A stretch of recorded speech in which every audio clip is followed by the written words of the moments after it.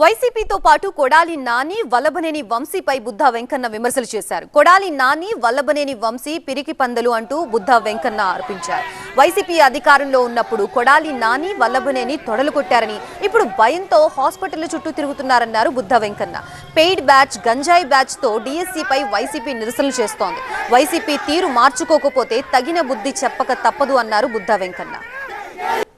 టీఎస్సీపై YCP శ్రేణులను అనవసర రాద్ధాంతం చేస్తూ నిరసన ర్యాలీలు చేస్తున్నారని బుద్ధా వెంకన్న ఆగ్రహం వ్యక్తం చేస్తున్న పరిస్థితులు నెలకొన్నాయి. దానికి సంబంధించిన వివరాలు తెలుసుకుందాం. సార్, దాదాపు డిఎస్సికి సంబంధించి ఇప్పటికే దాదాపు సంవత్సర కాలం గడిచిపోయింది, ఉద్యోగాలు కూడా చేసుకుంటున్నారు. దీనిపై ప్రస్తుతం వైసీపీ శ్రేణులు నిరసనలు, ర్యాలీలు రాష్ట్ర వ్యాప్తంగా చేస్తున్నారు. అసలు దీనికి కారణాలు ఏమిటి? అందులో నిజంగానే లోపాలు ఉన్నాయంటారా? ఢిల్లీలో ఏదో జరిగిందని అక్కడి నుంచి ఇక్కడికి మార్చి ఇది దుకాణం ఏదో చేస్తున్నారు. అందులో అంతా కూడా విద్యార్థులు కానీ చదువుకున్న వాళ్ళు కానీ ఎవరు లేకుండా బ్లేడ్ బ్యాచ్, గంజాయి బ్యాచ్ వాళ్ళు వేసుకొని వీళ్ళు ఏదో కార్యక్రమాలు చేస్తున్నారు. ప్రజలైతే వీళ్ళని పట్టించుకునే పరిస్థితుల్లో లేరు. ఏంటంటే వైసీపీ ఉనికి కాపాడుకోవడం కోసం మా పార్టీ ఉంది అని తెలుపడం కోసం రాష్ట్రం మొత్తం నిరసనలు అంటున్నాడు. 10 నియోజకవర్గాల్లో 5 నియోజకవర్గాల్లో జరుగుతున్నాయి. దీని గురించి పెద్ద పట్టించుకోవాల్సిన పని లేదు. లోకేష్ బాబు గారి క్లీన్ చిట్, వాళ్ళ తండ్రి క్లీన్ చిట్, అసలు ఇందులో ఎటువంటి ఉండవు. మేము 16,000 మంది పైగా ఉద్యోగ అవకాశాలు ఇచ్చాం కాబట్టి అది చూసి వారలేక జగన్మోహన్ రెడ్డి చేస్తున్నటువంటి అసూయ కార్యక్రమం ఇది. అంటే చాలా రోజుల తర్వాత ఇటు వల్లభనేని వంశీ కానీ, కొడాలి నాని కానీ ఇప్పుడు తెర మీదకి వచ్చి లోకేష్ మీద కానీ, చంద్రబాబు నాయుడు కానీ అనుచిత వ్యాఖ్యలు చేస్తున్నారు. అంటే దీనికి సంబంధించి చూసాం కదా, వెనక నుంచి ఎవరో తోస్తుంటే మాట్లాడినట్టు బెరుగ్గా మాట్లాడుతున్నారు వాళ్ళిద్దరు.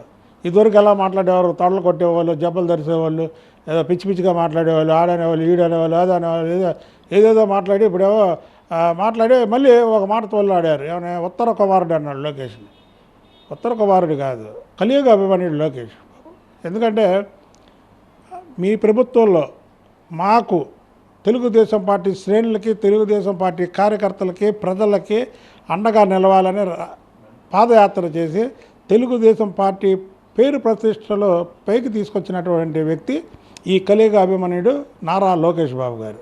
ఆయన ఎప్పుడైతే అధికారంలోకి వచ్చాడో ఎమ్మంటే వాళ్ళకేమో గుండెలో దడ, వెంటనే వెళ్ళి బైపాస్ కొడాలని, ఒకరికి వెన్నులో వణుకు, వెంటనే వెళ్ళి బ్యాక్ పెయిన్ అని హైదరాబాద్ హాస్పిటల్ వల్లభనేని వంశీ. వీళ్ళు మళ్ళీ వెనక నుంచి ఎవరో తోస్తే మాట్లాడినట్టు మాట్లాడుతున్నారు.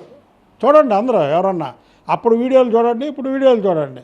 వీళ్ళు ఉత్తర కుమారులు. వీళ్ళు ఇది ప్రగల్భాల పనికి గవర్నమెంట్ ఉన్నప్పుడు, గవర్నమెంట్ పోయిన తర్వాత ఒకలేమో తెల్ల జుట్టు, ఒకలేమో ఎదురు ఏదో పెట్టుకొని ఎవడో మాట్లాడకుండా ఏదేదో వీళ్ళు అసలుకి వీళ్ళ గురించి మాట్లాడాల్సిన అంత పరిస్థితి కాదు. అయితే నోరు చేరారు కాబట్టి మళ్ళీ మాట్లాడుతున్నాం. చంద్రబాబు నాయుడు రికార్డును ఒకసారి చూస్తే, మీరు తిరగవేసి చూస్తే చంద్రబాబు నాయుడు చరిత్ర మీకు తెలుస్తుంది. డిఎస్సిలో ఎలాంటి అక్రమాలు జరగలేదు, డిఎస్సికి సంబంధించినటువంటి అక్రమాలకు సంబంధించి ఎవరు కూడా పట్టించుకోవట్లేదని మాత్రం బుద్ధా వెంకన్న అంటున్నారు. వీడియో జర్నలిస్ట్ సురేందర్తో శ్రీధర్, టీవీ9 విజయవాడ నుంచి.